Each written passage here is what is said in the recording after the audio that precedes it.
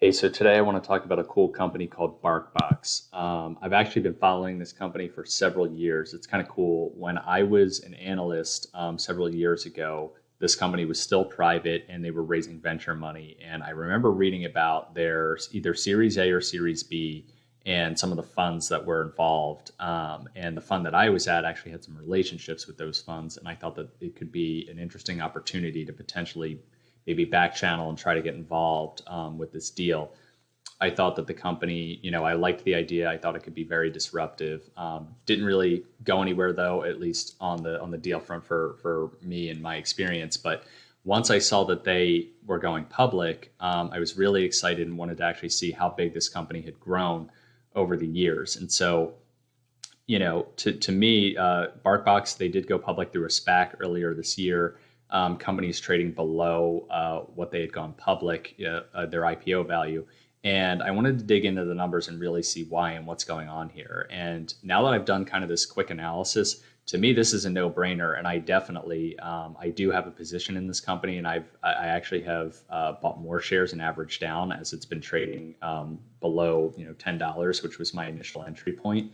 Um, so here's the deal. What is BarkBox? It's another subscription box company. I know there's tons of them, and it's for your pets. It's pretty simple.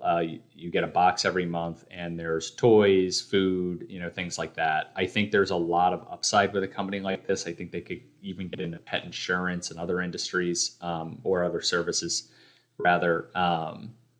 And just based off of their sort of base business, which is just sending boxes with pet toys and some food, they're already doing they will do over 500 million in revenue this year, and they're projecting another 700 million in revenue next year.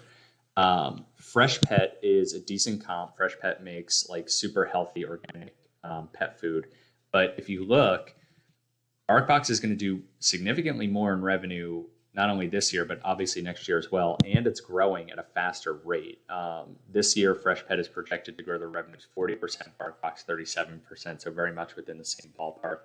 But then BarkBox is basically projecting to keep that same growth rate up, whereas Fresh Pet's estimates are going down to 30%, going from 446 to 583. And yet the company is 5 times larger. BarkBox's market cap is 1.2 billion, Fresh Pet at 5.7 billion.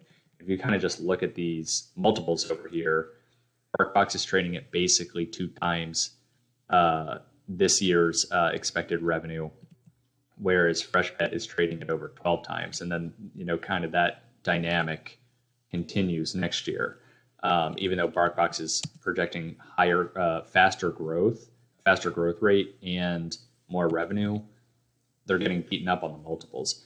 And one thing I want to point out here is that over the last year or so, they have been growing their subscriptions not only every quarter, but their AOV, and that's their average order volume. And that's what really sticks out to me here, right? I mean, not only every quarter is there sequential growth, but what that says to me is that their existing customer base is sticky.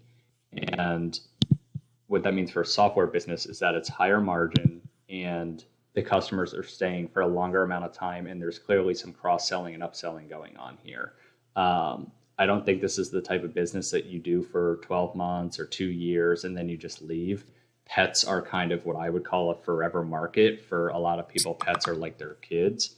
And so I think that, I think this is a business that is actually very much in its infancy. I think that, it could very well reach $1 billion in revenue within the next 3 to 4 years.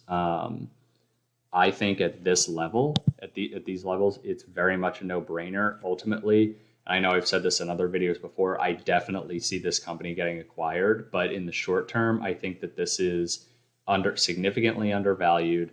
I think that it could easily double and go to, say, $15 a share, potentially as high as $20. But I definitely do see this company eventually getting acquired.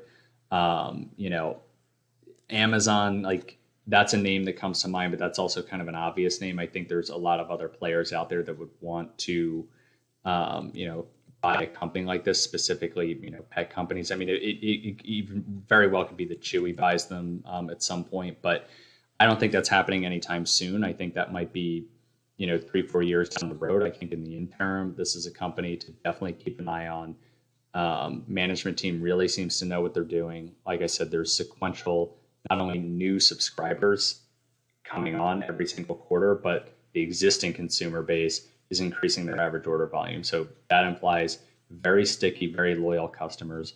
They're growing at significantly faster rate than other companies in at least the pet market. Obviously, maybe there are some better comps out there that are not necessarily related to pets, but sort of just B2C, business to consumer businesses. But look, if you're going to do 700 million in revenue next year and you're only trading at 1.4x expected projection revenue for next year, to me, I just think that this company is significantly undervalued, and there's a chance to double your money here. So again, I am a shareholder. Am I a long-term shareholder? Look, this is not necessarily a trade for me, but this is a company that I will definitely be a little more keen on their earnings. And, if I don't like what I see, I'd probably liquidate the position and put my money elsewhere. But I am confident that they are going to hit these numbers. I actually think that 518 million for this year's revenue could actually be low.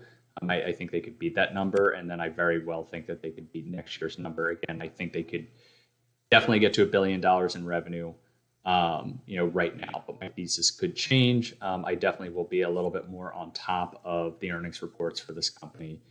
And again, I could see them getting acquired, but in the interim, I think this is a pretty underpriced asset, and definitely worth taking a look at. Let me know what you think, though. Let me know if you think it's kind of junk, or if maybe there are some people that are subscribers out there and they actually don't like what Barkbox sends them every month. It's junky kind of stuff. I mean, I don't have a dog. I don't subscribe to Barkbox. This is purely an investment for me. But yeah, let me know what you think.